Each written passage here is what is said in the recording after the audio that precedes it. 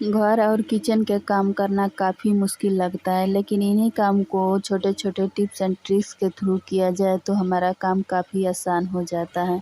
तो आज मैं फिर से आप लोगों के साथ इसी तरह का टिप्स एंड ट्रिक्स शेयर करने वाली हूँ, जो आप लोगों को बहुत पसंद आएगा। अगर पसंद आए तो प्लीज़ लाइक शेयर सब्सक्राइब ज़रूर कीजिएगा और अपने दोस्तों के साथ शेयर कीजिएगा। कभी कभी हमारे घरों में बहुत बड़े बड़े प्याज आ जाते हैं और हमें कभी थोड़े प्याज की ज़रूरत होती है या छोटी प्याज की ज़रूरत होती है, फिर भी हम इस तरह के बड़े प्याज को कट कर लेते हैं और कट करके आधे प्याज को तो यूज कर लेते हैं और आधे प्याज को ऐसे ही फ्रिज में रख देते हैं। अगर आपको जब भी प्याज को फ्रिज में रखना हो तो आप इस तरह से छोटा सा नींबू का टुकड़ा ले लीजिएगा। इस तरह से नींबू का टुकड़ा ले लीजिए और इसके ऊपर लगा दीजिए। इस तरह लगा के थोड़ा सा इसके ऊपर लगा दीजिए और आपको एक कटोरी में इसको इस तरह से पलट के रखना है। जब भी आप रखिएगा इस तरह से पलट के रखिएगा प्याज को और अपने फ्रिज में इस तरह से रख दीजिए।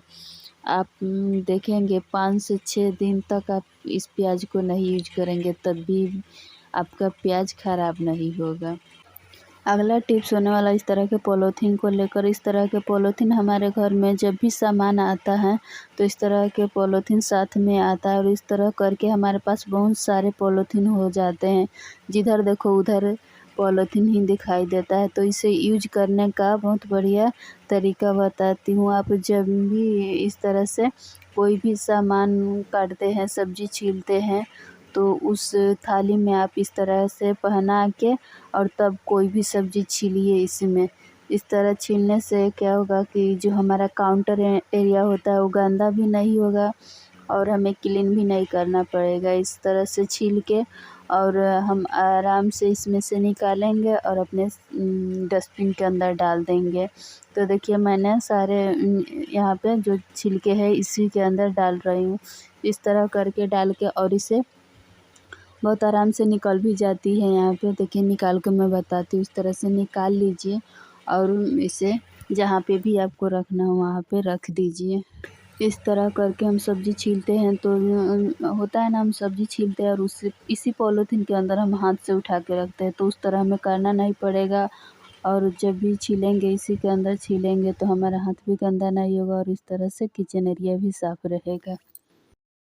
अगला टिप्स होने वाला है मिर्ची को लेकर। आपने देखा होगा कि जब भी हम मिर्ची को काटते हैं तो हमारे हाथों में बहुत जलन होने लगता है। पहली बात तो जब भी मिर्ची काटना हो तो सीजर का इस्तेमाल करना चाहिए, लेकिन कई बार क्या होता है कि सीजर इधर उधर रखा जाता है, नहीं मिलता है, तो हम चाकू से ही मिर्ची को काटने लगते हैं। लेकिन काटने के बाद में जब जलन होने लगती है तो हम क्या करें? तो उसके लिए आज मैं आपको बहुत बढ़िया टिप्स बताने वाली हूँ, जिससे आप ट्राई करेंगे तो आपके हाथों में बिल्कुल भी जलन नहीं होगी। तो उसके लिए आपको लेना होगा अपने हाथों में कोई सा भी ऑयल इस तरह से ले लीजिए, थोड़ा सा ऑयल और अपने दोनों हथेलियों में मल लीजिए। अब आपके हाथों में बिल्कुल भी जलन नहीं होगी। या फिर आप कच्चा दूध ले लीजिए, गाय का या भैंस का कोई भी हो चलेगा। इस तरह से ले लीजिए और अपने हाथों में लेके इस तरह से मल लीजिए। इससे भी आप लगाने के बाद आपके हाथों में जलन नहीं होती है। तो आप इन दोनों में से जो भी अच्छा लगे उसे यूज कर सकती हैं। भिंडी को लंबे समय तक रखने का आज मैं एक तरीका बताने वाली हूँ। उसके लिए पहले आपको भिंडी को अच्छे से धो के पोंछ के सुखा लेना है, मतलब इसमें बिल्कुल पानी नहीं रहना चाहिए। देखिए यहाँ पे अच्छी तरह से धो के सुखा के ले ली हूँ। अब हमें अपने हाथों में थोड़ा सा ऑयल लेना है। इस तरह से कोई भी खाने वाला ऑयल ले लीजिए और दोनों हथेली में मल के भिंडी में इस तरह से लगा दीजिए। देखिए इसके ऊपर इस तरह से अच्छी तरह से चारों तरफ भिंडी में मल दीजिए। भिंडी के ऊपर एक पतला लेयर आना चाहिए ऑयल का। इस तरह से अच्छी से मल लीजिए। अब इसमें को क्या करना है, आपको लेना होगा पॉलीथीन, कोई भी पॉलीथीन ले लीजिए, उसके अंदर भिंडी को डाल दीजिए। सारे भिंडी को इसके अंदर डाल दीजिए। डालने के बाद हमें इस पॉलीथीन को अच्छी से बांध लेना है और इसे लंबे समय तक रखने के लिए आप इस तरह से कोई भी चाकू या कटर कांटा या चाकू ले लीजिए और इसमें आप होल कर दीजिए। इस तरह से चारों तरफ होल कर दीजिए। होल करने से क्या होगा कि इसमें हवा आती जाती रहेगी और सब्जियां हमारी फ्रेश रहेगी। इस तरह करके जब आप रखेंगे तो आपकी सब्जी 4 से 5 दिन तक रहेगी। आपकी भिंडी एकदम वैसा का वैसा ही रहेगा, बिल्कुल ख़राब या सूखेगा नहीं, ताज़ा रहेगा। तो इस तरह से आप ज़रूर ट्राई कीजिएगा। ये बहुत अच्छा टिप्स है, आपको बहुत पसंद आएगी। अगर पसंद आए तो लाइक ज़रूर कर दीजिएगा।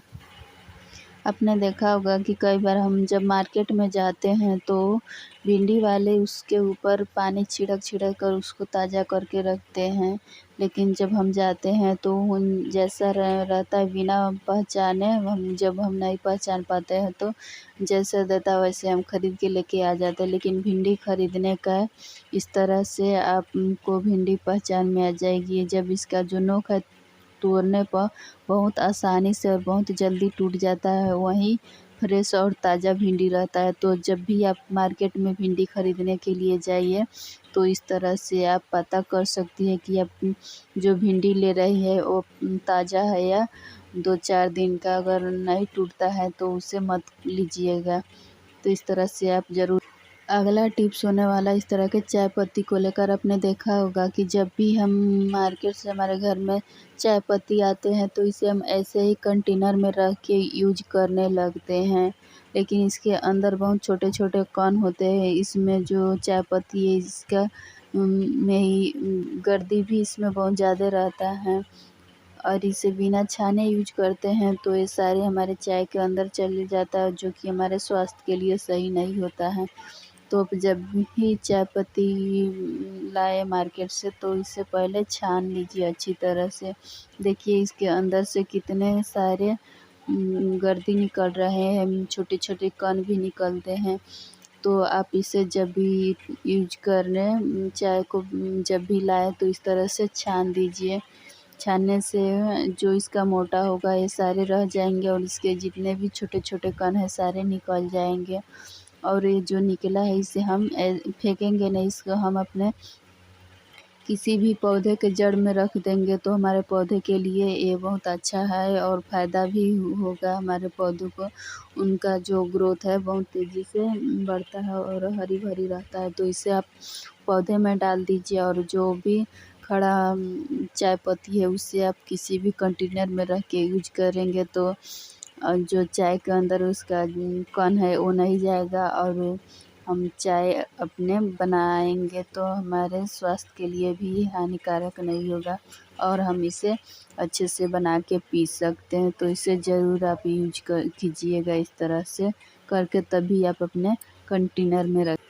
आपने देखा होगा कि हम सभी के घर में जब रोटी बनाते हैं रात के टाइम में तो इस तरह से 2-4 रोटी बच जाते हैं, तो उस रोटी को खाना कोई भी पसंद नहीं करता है क्योंकि वो रोटी सख्त हो जाती है। तो उसे और इसे हम गर्म करते हैं तो अच्छी से गर्म नहीं हो पाती है। तो आज मैं आपको एक टिप्स बताने वाली हूँ जिससे आप रोटी गर्म करेंगे तो आपकी रोटी बहुत अच्छी से गर्म हो जाएगी और नरम भी रहेगी और गर्म भी रहेगी। तो आप उसे इस तरह एक टिफ़िन ले लीजिए और जितने भी रोटी है उसे इस तरह से फ़ोल्ड करके इसके अंदर डाल दीजिए। मेरे पास 3 रोटी बची है, सारी रोटी इसके अंदर डाल दूँगी। इस तरह से एक-एक करके डाल दीजिए और इसके ढक्कन को बंद कर दीजिए। बंद करने के बाद में आपको लेना होगा कुकर, उसमें आप थोड़ा-सा पानी रख दीजिए। इस तरह से पानी रख के ले लीजिए और इसके अंदर जो ये टिफ़िन है रोटी वाला डाल के और बंद कर दीजिए। अब गैस जला के उसके ऊपर रख देती हूँ कुकर को। इस तरह से गैस जला के और रख दीजिए और इसे कितने टाइम तक पकाना है, जब तक इसमें सीटी लगाना नहीं है। इसमें आपको लगे कि अब सीटी आने वाला है तब तक इसे गैस पे रहने दीजिए। अब उसके बाद यहाँ पे देखिए ठंडा करके ले ली हूँ। अब रोटी निकाल के बताती हूँ। आपको बिल्कुल भी नहीं लगेगा कि हम रोटी, ये जो बासी रोटी है एकदम गरम और नरम फ्रेश रोटी हो जाती है। इसे कोई भी खाना पसंद करेंगे। तो इस तरह से आपके पास अगर रोटी बच जाए तो ज़रूर ट्राई कीजिएगा। देखिए कितना सुंदर सॉफ्ट लग रहा है, एकदम लग रहा है कि अभी अभी रोटी बना के रखी हूँ। इस तरह का प्लास्टिक का या कांच का कंटेनर हम सभी के घर में रहता है। इसका रैपर है जो जल्दी आसानी से उतरता नहीं, उतारते हैं तो उसमें आधा चिपक के रह जाता है और थोड़ा बहुत निकलता है। तो आप उसके लिए इस तरह से कोई भी गहरा बर्तन ले लीजिए, उसमें गर्म पानी ले लीजिए और थोड़े गर्म पानी इस कंटेनर के अंदर रख दीजिए। इस तरह से दोनों बर्तन में इसका जो रैपर है अच्छी से पानी के अंदर डीप होना चाहिए। इस तरह से डुबा के रख दीजिए। देखिए मैं करके बताती हूँ। इसके अंदर इस तरह से डाल दीजिए। इस तरह रखने से इसका जो रैपर है अच्छी से सॉफ्ट हो जाएगा और जब इसे हम उतारेंगे तो बहुत अच्छी तरह से सारे इसका रैपर निकल जाता है। इस किसी भी तरह रखें, इसका रैपर अंदर जानी चाहिए। इस तरह से इसके रैपर को निकाल देंगे।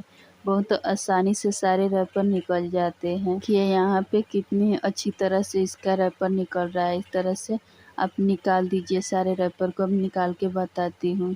देखिए कितना अच्छा क्लीन हो गया है। तो जब भी आपके पास इस तरह का रैपर हो, नहीं निकलता है तो उसे ज़रूर आप इस तरह से कीजिएगा। स्टील का जो है उससे हम थोड़ा भी आग पर रखते हैं तो निकल जाता है, लेकिन प्लास्टिक या कांच की जार को हम इसी तरह से निकाल देंगे, बहुत आसानी से निकल जाता है। अगला टिप्स होने वाला है दूध को लेकर। आपने देखा होगा कि जब भी हम अपने बच्चे को दूध देने के लिए गर्म करते हैं तो कई बार बहुत ज़्यादा गर्म हो जाता है। उतना गर्म दूध हम अपने बच्चे को नहीं दे सकते पीने के लिए। तो आप इस तरह का चम्मच ले लीजिए और जो भी गर्म दूध है उसके अंदर इस तरह से डाल दीजिए। इस तरह डालने से हमारे दूध बहुत जल्दी ठंडा हो जाता है। आप और हम अपने बच्चे को पीने के लिए दे सकते हैं। या फिर आपको इस तरह से नहीं ठंडा करना है तो कोई भी गहरे बर्तन में इस तरह से पानी ले लीजिए और इसके अंदर जो भी गर्म दूध है उसको डाल दीजिए। इस तरह भी बहुत जल्दी ठंडा हो जाता है और जो पानी है गर्म हो जाएगा, आपका दूध ठंडा हो जाएगा। तो उम्मीद करती हूँ कि आज की मेरी टिप्स बहुत आप लोगों को बहुत पसंद आई होगी। अगर पसंद आए तो प्लीज़ लाइक शेयर सब्सक्राइब ज़रूर कर दीजिएगा और अपने दोस्तों के साथ शेयर कीजिएगा ताकि उनका भी काम आसान हो।